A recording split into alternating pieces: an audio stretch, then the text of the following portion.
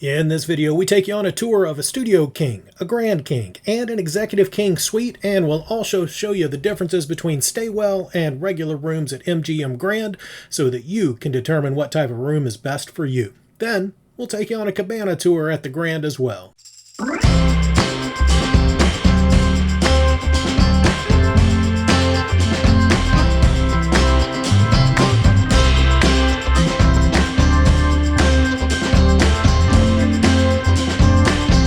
This video is a part of our Go Gold initiative, and 100% of the revenue we earn will be donated to our favorite childhood cancer-fighting charity. So please don't skip the ads, as that's the primary source of revenue. We'll post a link at the end of this video where you can find more information. Let's start with a Staywell Grand King. As you enter, you have a decent amount of storage with the drawers and an open cabinet beneath the television, as well as a mini bar on the left side. There's a small seating area for two near the window, a work desk, and of course a little more storage in the nightstands on each side of the bed.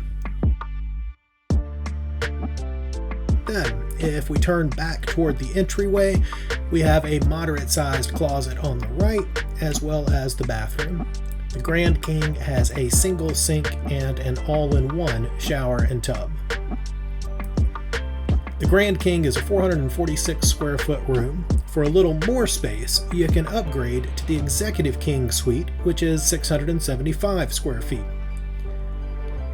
So let's take you on a tour of a Staywell Executive King suite.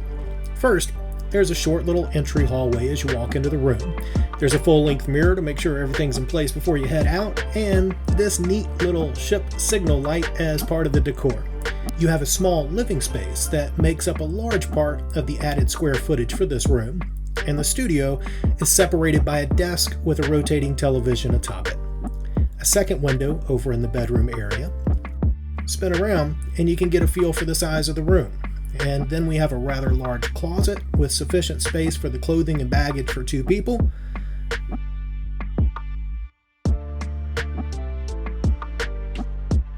Next to the closet will be your minibar.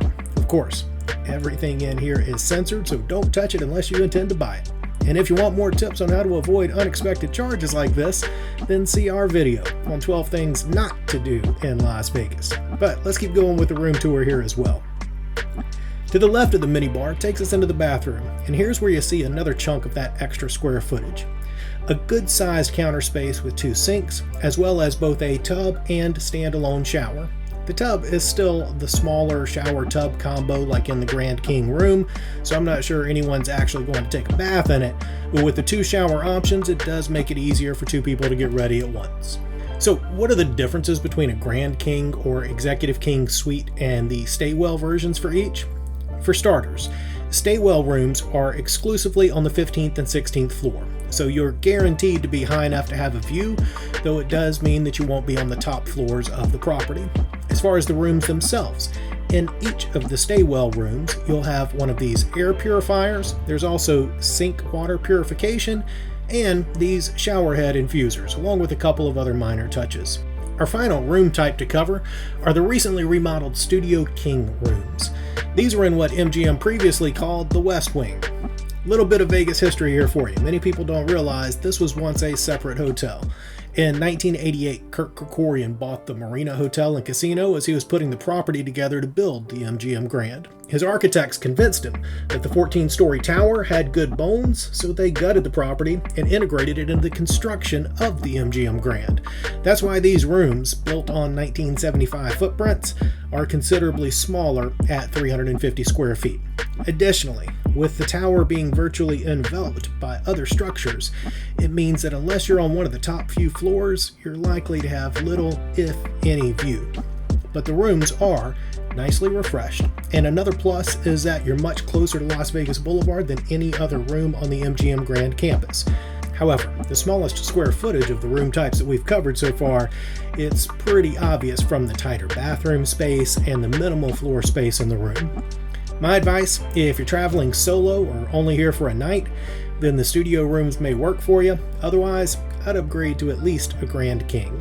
As I mentioned, Studio King rooms were recently remodeled and look a little brighter, and even the hallways have been refreshed. If you stayed on one of the first 14 floors lately and noticed a hallway where the appearance drastically changes about halfway down the length, those are the refreshed studio rooms. Rumor has it that the Grand King and Executive King suites will be remodeled by late 2025, but the expectations are that there won't be any significant structural changes to the room, so the footprint should remain roughly the same. Now let's go ahead and head down to the pools. We're at the MGM Grand. We're going to take you on a cabana tour at the private reserve pool. MGM Grand has a massive 6.5 acre pool complex that includes 4 separate pools, 3 whirlpools, waterfalls, a lazy river, a couple of bars, and more. The cabanas all feature the same amenities, but the one we're going to show you today is at the private reserve pool. This is the pool we typically book our cabana at, as it's the only age-restricted area in the complex, so it's typically a bit less crowded. Number 18 is our cabana for today. Once inside, you'll see the cabanas come equipped with television, refrigerator, safe, plenty of towels and storage, 4 tubes for the lazy river, table, and plenty of seating options, in addition to the reserved lounge chairs that are out front. For reference, if we looked at this image of the pool complex, over on the bottom left is where you enter the complex. You can of course see the lazy river near the top of your screen, and on the bottom right is the private reserve pool where our cabana is located. You can see the proximity to the MGM convention space on the right, which also provides a bit of shade at some points in the morning for the cabanas that are on the perimeter as well, like number 18 happens to be. And here's another thing that sets MGM's cabanas and daybeds apart from many others on the Strip.